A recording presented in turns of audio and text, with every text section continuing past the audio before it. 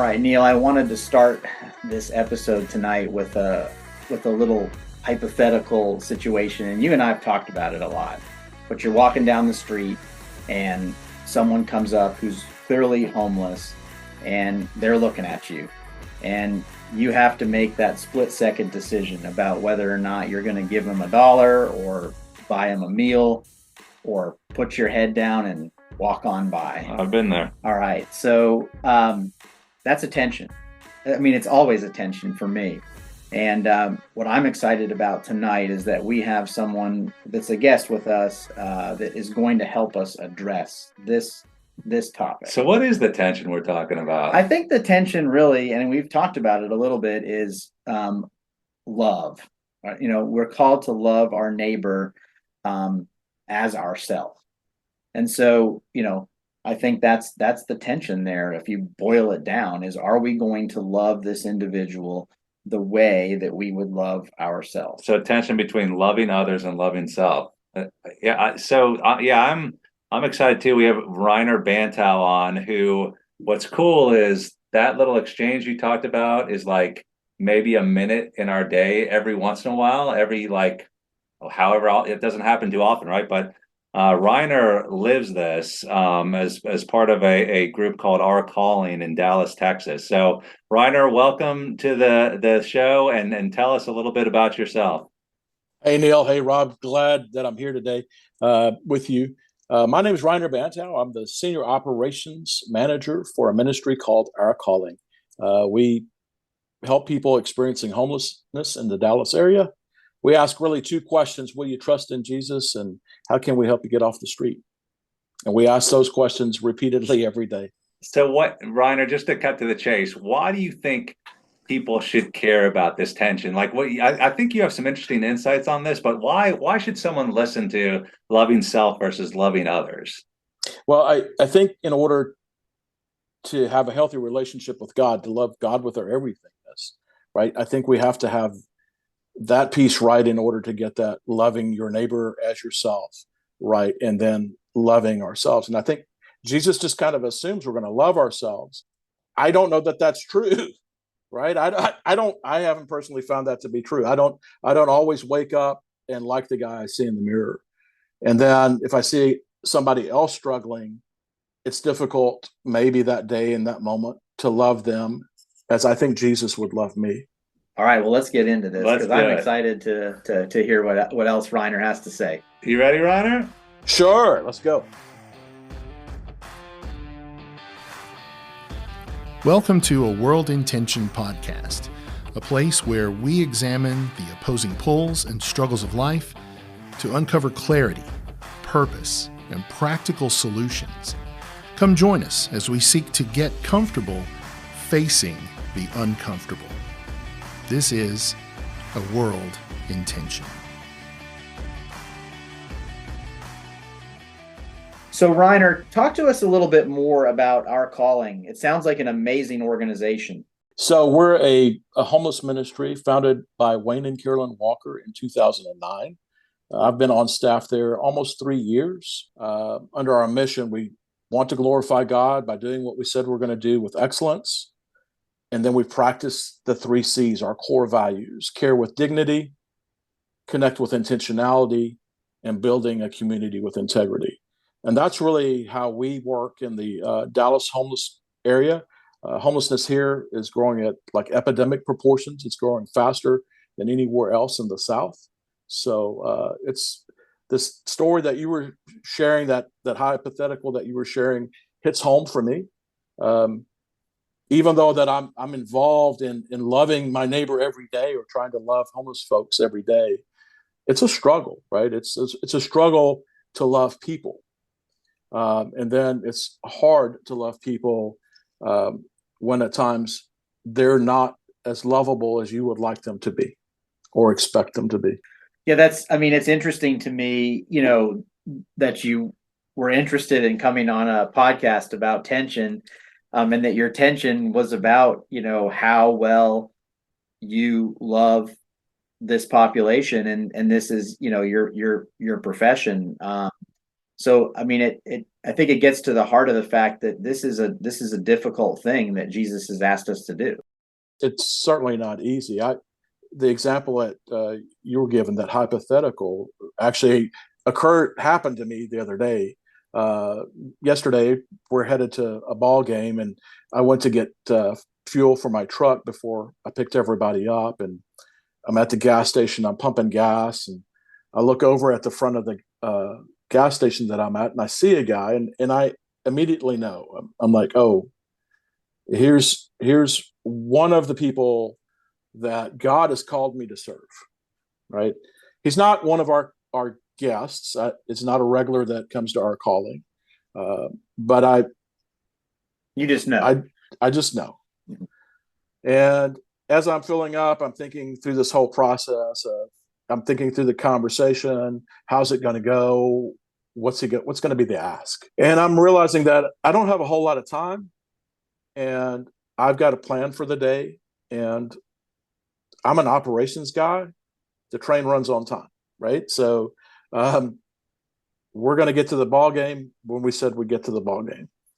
And so I get done filling up my truck. I walk into the gas station to get a couple of bottles of water and get some other things for our trip. And as I'm walking out, this older man says to me, "You have some change?" To which I just, without hesitation, respond, "I don't carry any cash. Sorry." And I walk to my truck, I get in my truck, and I drive off. And I'm left with that question of, wow, how did I love my neighbor? Did I love my neighbor well in that moment? Could there have been something else I could have done, should have done, would have, right? It's all of these would haves, ifs. We talk about the greatest commandment, and in Matthew 22, 36 to 39, there's the two parts. You shall love the Lord your God with all your heart, with all your soul, with all your mind. So it's like that vertical connection with God. And then this is the great first commandment, and a second is like it. You shall love your neighbor as yourself. And I'll be honest, that it's just like, yeah, love God and love others, right?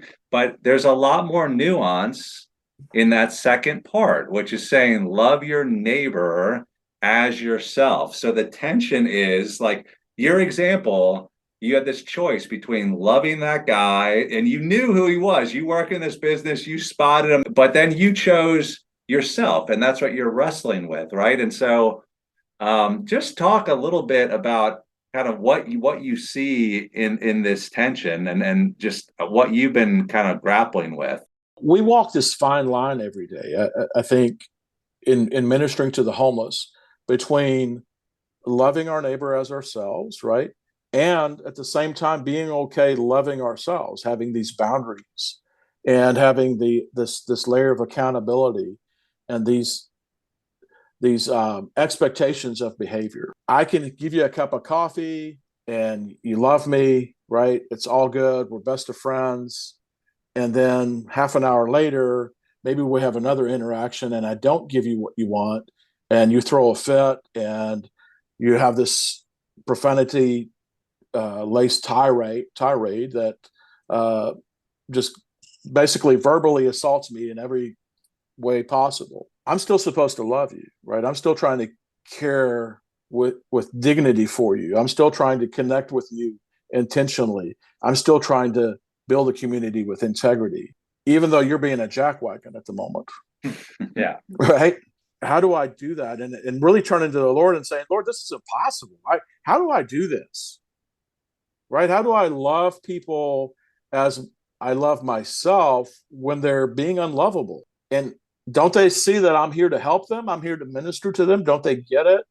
Right? And then having to put myself in their shoes and thinking, well, how would Reiner be if he didn't have his cup of coffee and he hadn't showered in 7 days and he was still wearing the same clothes that he'd had on for 2 weeks and slept on the ground, try to figure out how to manage to get through the night with his shoes on his feet.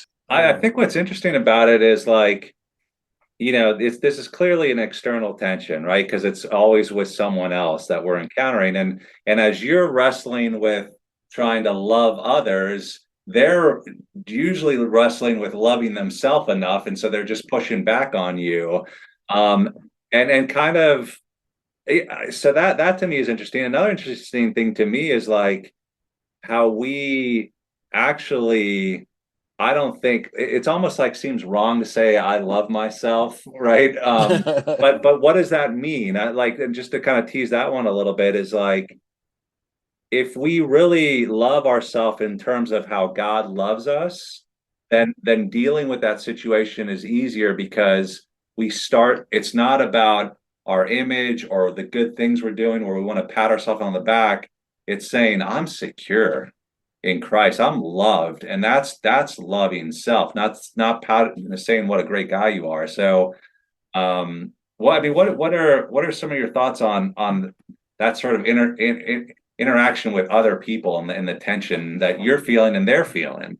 Well, and I think you're right. You right is you have to be secure in Christ and loving yourself and realizing that's who your identity is in and where your strength and your ability to love others comes from. Because if it just rested on me, if it just depended, if my ability to love others was just dependent on me, I would fail miserably every day, right? Because I'm going to fall short. There's some people I'm going to love better, and there's going to be a lot of people that I love worse than I should. I've got my own calendar. I've got my own schedule. I've got my own agenda for the day. I'm trying to get from point A to point B. I've got this to do, that to do.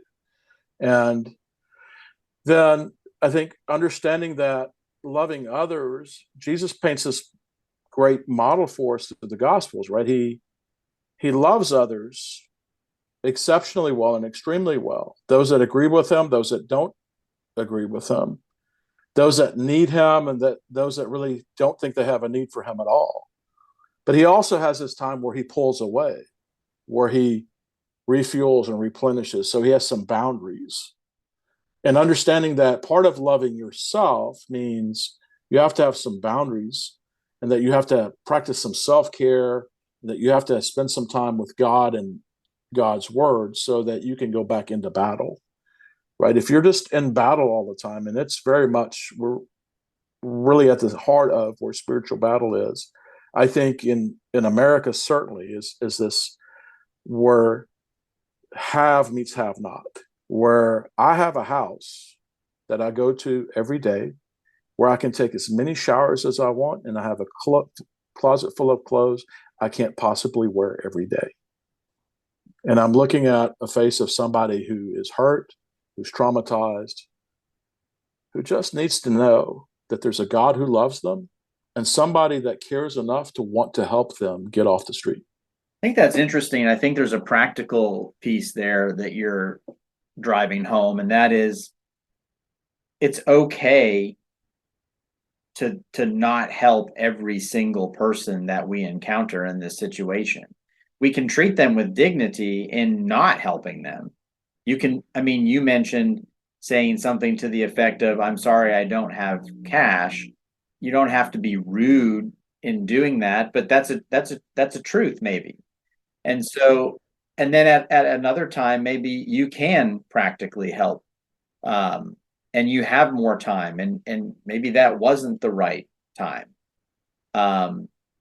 That day when you were on the way to the ball game, but maybe there is other times or lots of other times when it is the right time, and you have to give yourself permission to have those boundaries, as you mentioned, as Jesus did. Mm-hmm. Yeah, Rob, I think part of it is recognizing that I can give you a bottle of water. That's not going to change your life. No. I can take you to Chick-fil-A or Mickey D's. I can buy you a meal. That's not going to change your life. What's going to change your life is for you to trust me enough to want to have life change, right? Because you've been lied to, you've had promise after promise broken, and you don't trust people. And that takes time to build that relationship.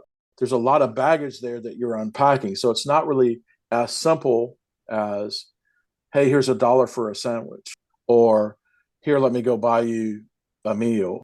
We're not solving homelessness that way.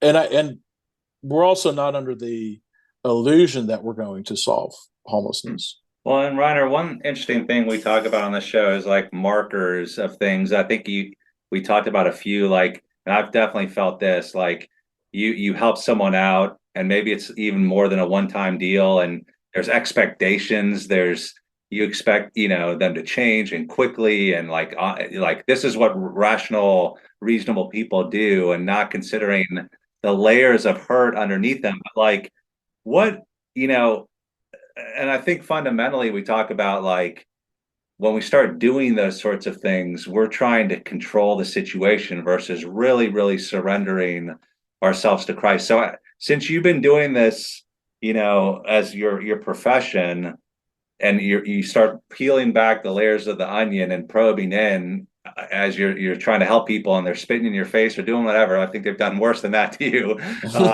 What have you really learned about yourself and your need to let go of control of things, and what to surrender? I've had to surrender the expectation that the day is going to go according to my plan. And I have to make time for God and God moments and God movements. If I pack up my schedule and I account for every minute of the day, there's no room for God, right? There's no room for God to work. And then when I have an encounter with somebody, whether that's at work or at the gas station or coming out of the restaurant that we go to every week, I've got to have some bandwidth, some extra time in there that allows me to slow down long enough to say, hey, God put this person in my path. Let me slow down long enough to let them know that they're seen, that they're valued, that they matter, and that they're loved. What transactions transpires really is secondary. It's really about how do I treat you? How do I see you? For a lot of our folks, they don't ever hear their name for up to 3-4 months at a time. So imagine you go through your life and for 2 months or 3 months, nobody says Neil, nobody says Rob, nobody says Reiner, right? You don't hear your own name pronounced or said by another human being.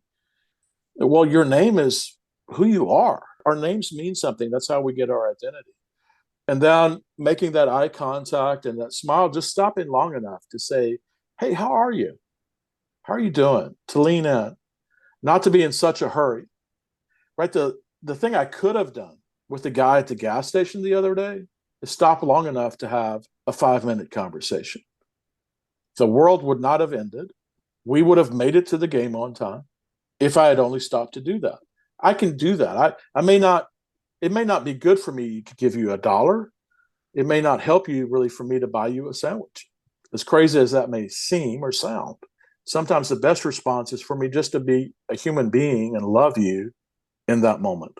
In surrendering to Christ, we're looking at them as more of a valuable person. You're suggesting to slow down, but what in that middle layer of like when you're battling between your heart and your thoughts, what are some of the arguments we could tell ourselves to dissuade us from stopping to do that? Because I think we either get sometimes moved with compassion, and it's kind of the wrong compassion, just throw them some money and it doesn't really help, or we tell ourselves, oh, they're just gonna do drugs anyway, so what's it worth? So how do we move past that, some of those questions we speak to ourselves internally? When I'm at the stoplight and there's the guy with the sign trying to get my attention, hoping I'll look his way, and I know not to, because if now that we've seen each other, when we see each other now, there's another step I have to take. And so I think and a lot of times we just avoid seeing that person.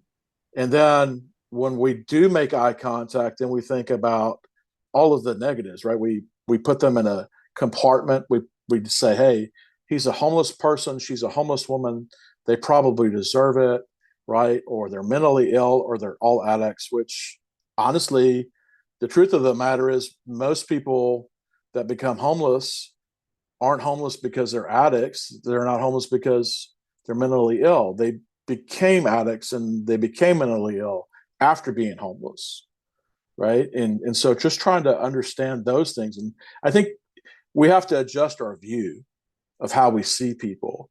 And like in the Good Samaritan in Luke 10, right? It's how does the Samaritan see the beaten up Jewish guy that's on the side of the road? Or how does Jesus see the Samaritan woman at the well? Not less than. And we have to get at a point where we surrender ourselves and recognize that we're just as broken and in need of Jesus as that guy holding the sign outside of our car window, begging to get our attention. And until we do that, I don't know that we really understand how to love our neighbor as ourselves. We have to kind of get over ourselves.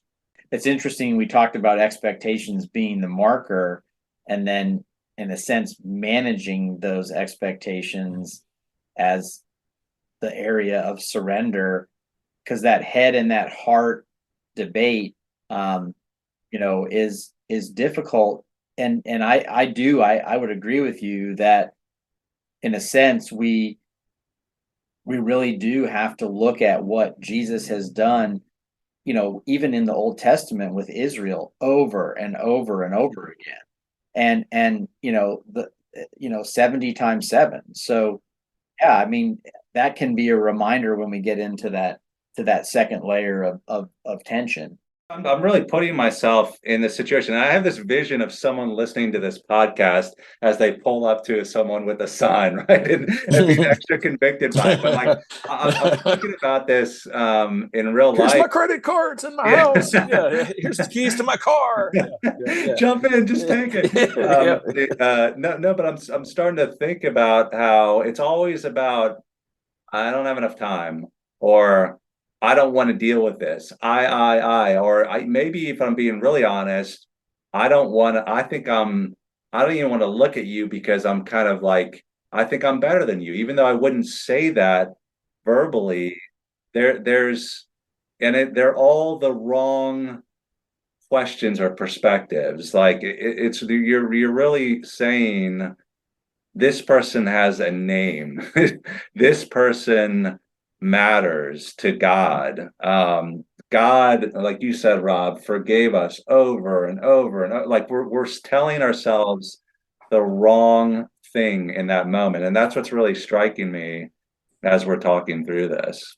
How do we allow this idea that God is sovereign play into this debate that we're having, this internal tension? Because you mentioned off air that you have been working with a lady for 10 years, loving her, providing for her, and no movement. She was living in a tent with her animals.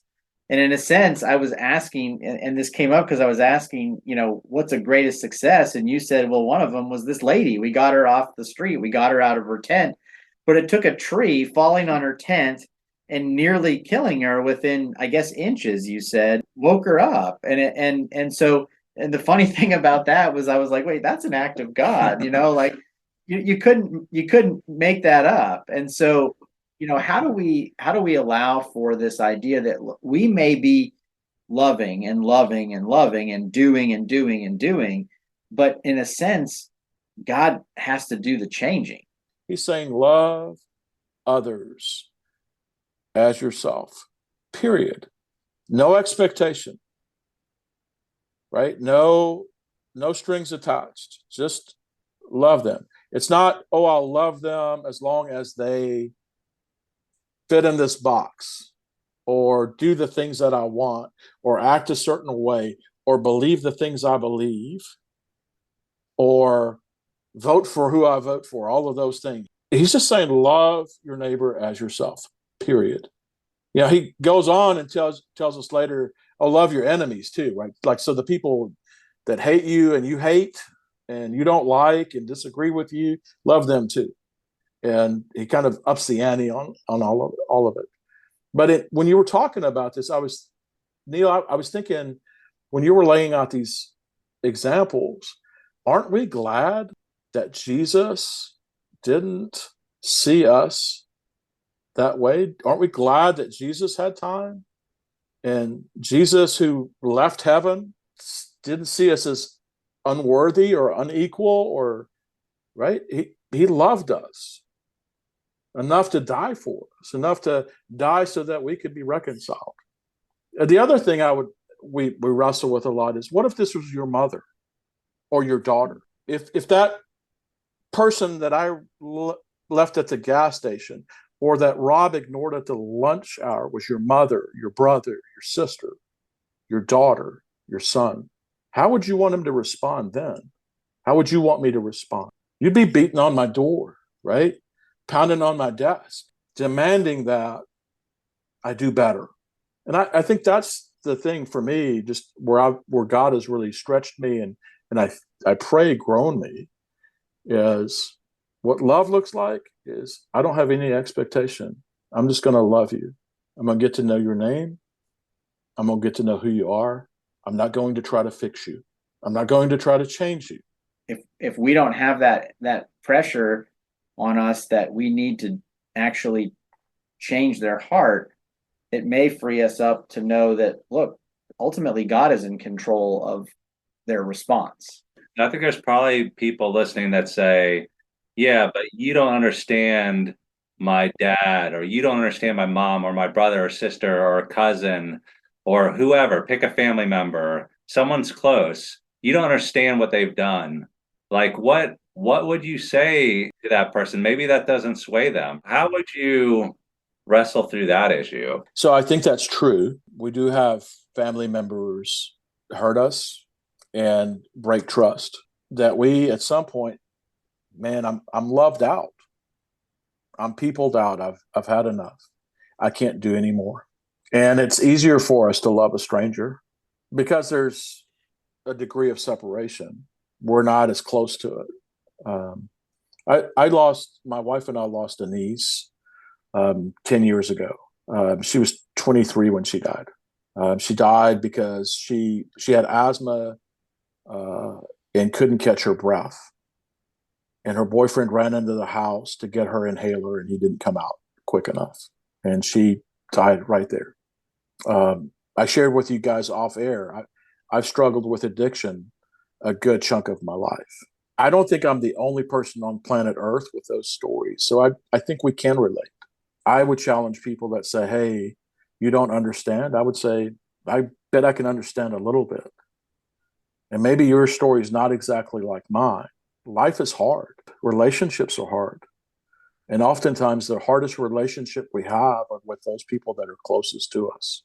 And I'm sure you get people who feel convicted about wanting to help out, especially in their local community, and they want to plug in and help the homeless, right? But I'm almost like trying to check a box or something. So what would you say? Because I'm sure you've encountered a lot of those people. We would encourage you to find an organization in your area that loves homeless people well.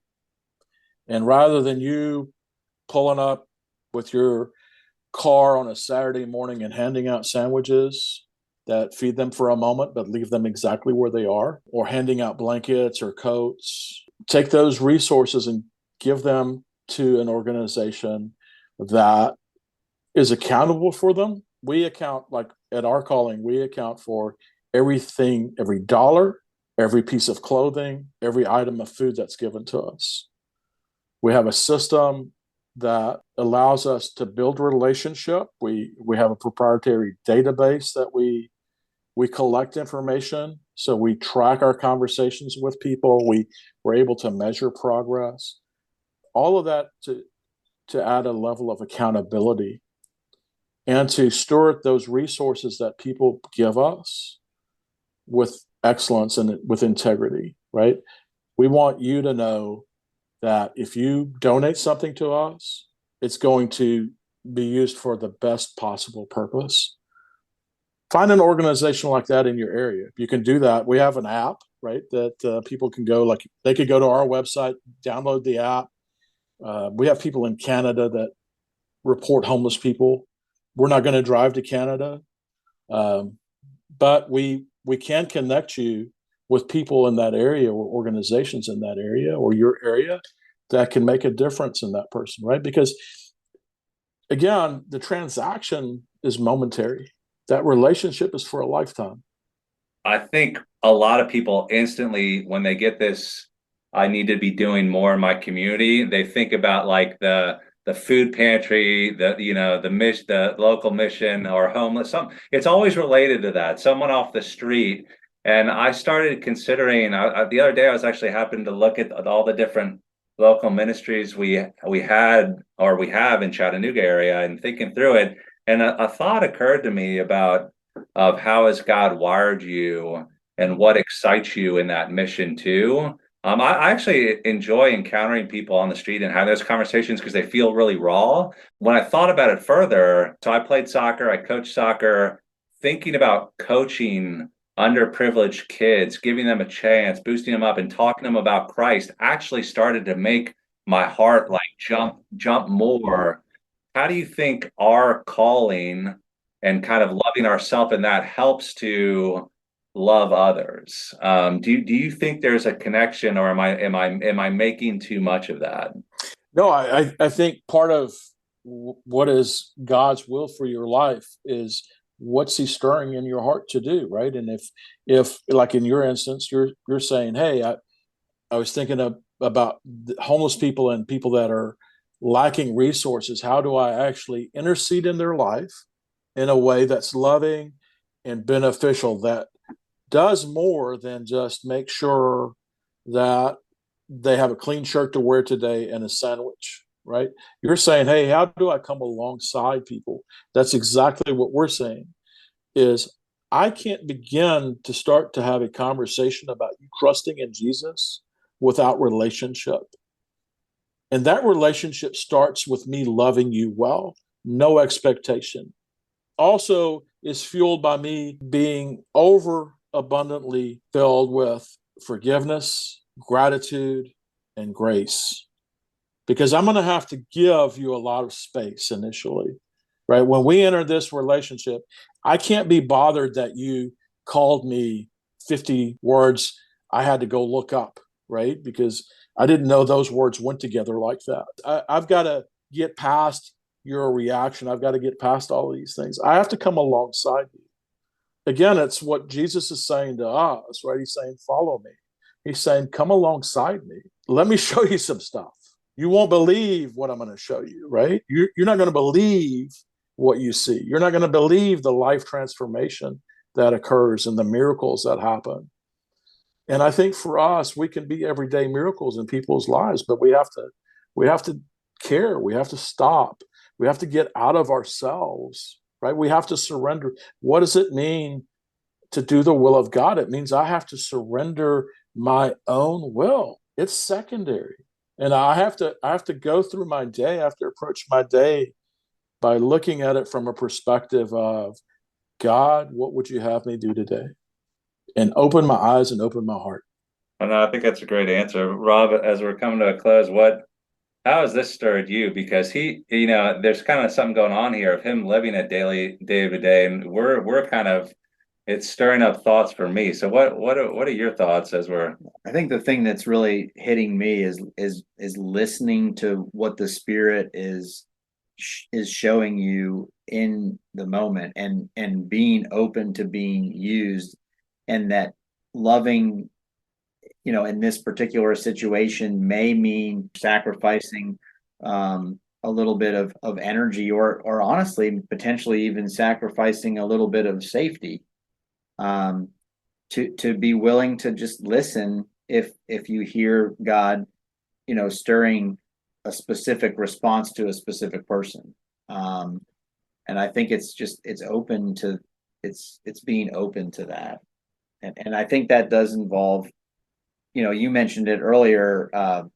You mentioned, time. If you're filling up every spare moment, then, you don't have the time to see who's around you and what their needs are. And you don't have the time to listen to what Jesus may be asking you to do. Yeah. And to that point, Rob, is if I don't leave any margins to love people I don't know very well, I wonder how well I'm loving the people that are closest to me. Yeah, that's a good point. So I think I'm hearing make time.